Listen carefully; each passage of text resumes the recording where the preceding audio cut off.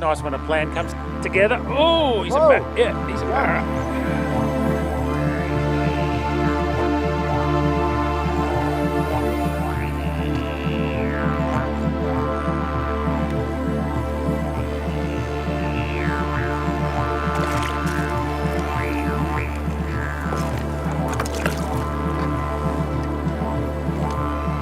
Not a big fish, but look at that, it's got a tag in it.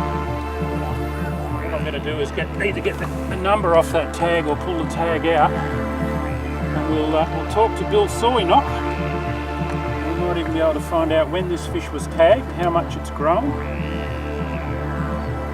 And it's just on 64 centimetres. And we've got the tag number. I'll get him back in the water, swimming a little bit. Oh, he's ready.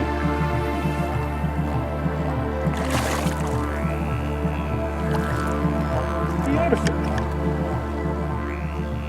So Bill, I was pretty excited to catch a tagged barra here in the Fitzroy River yesterday, right in the middle of town, and you've already come up with the data, and it's really interesting. It was actually a stocked fish that was released up above the barrage. It's been out for 469 days, and it's grown 450 millimetres.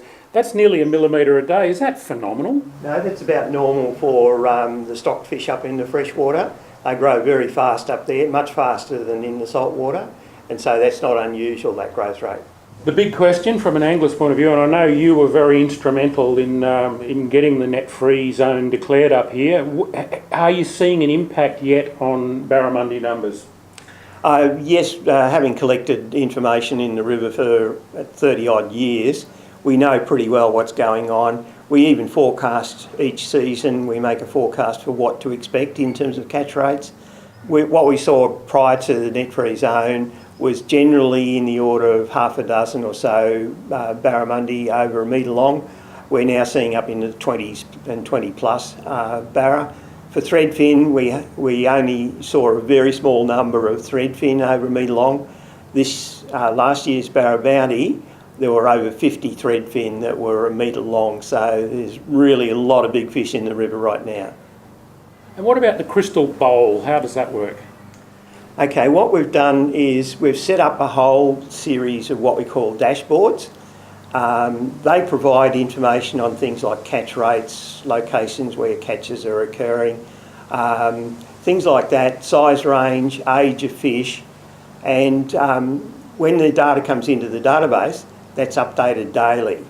At the moment we have around about 200 dashboards, I think, with over 1,000 charts, graphs and maps that are updated daily. So as far as we know, that's a world first. There's nowhere else in the world in fisheries that are tracking data like we are in real time. And what can you tell from looking at that data? Well, it depends on the area. We're in areas where we do have a lot of good data, we're able to forecast fairly accurately into the next year. Where the data is much poorer, we still do forecasts, but they've got much bigger ranges on the forecasts. And when we do our forecast, we're not just talking sort of airy-fairy, oh, it's going to be better than this, it's going to be better than that. We're really talking about predicting in a size range. Like for barramundi, we predict plus or minus 20% in terms of the catch rates. So it's pretty accurate, and the last few years we've been pretty much on the money in terms of the Fitzroy. We've been able to forecast that pretty accurately. We've got a crystal bowl website where people can go there and check their own particular areas.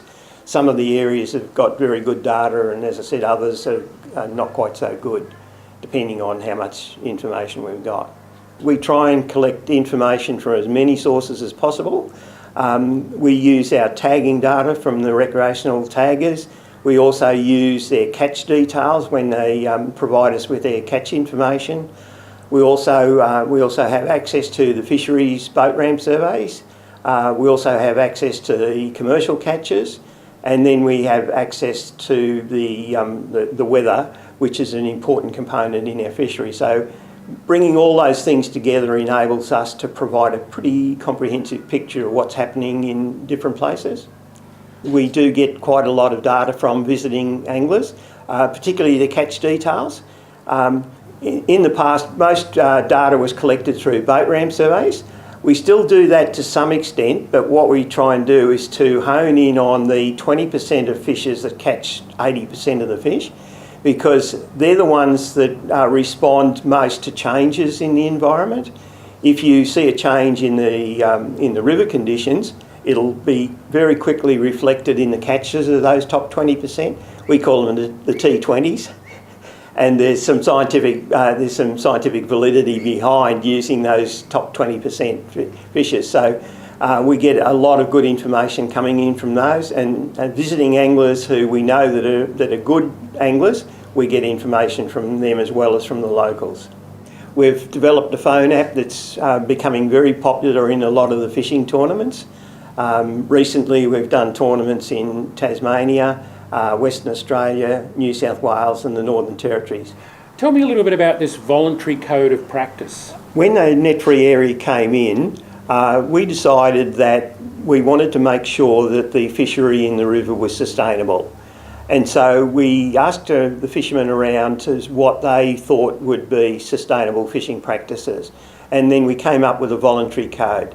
That voluntary code has a number of elements to it. One is that we're asking people to voluntarily limit their catch to 2 barra, 2 threadfin between 60 centimetres and a metre. That's quite a bit lower than the regulations allow you to do. But the interesting thing is we've done surveys of the catches in the river. 97% of trips actually conform to the code of practice. So that's pretty good. Other elements of the code of practice include reporting illegal netting or illegal fishing activities. Also to make sure that you look after the environment and don't rubbish it. And generally those sort of activities that are going to ensure the sustainability of our river into the future.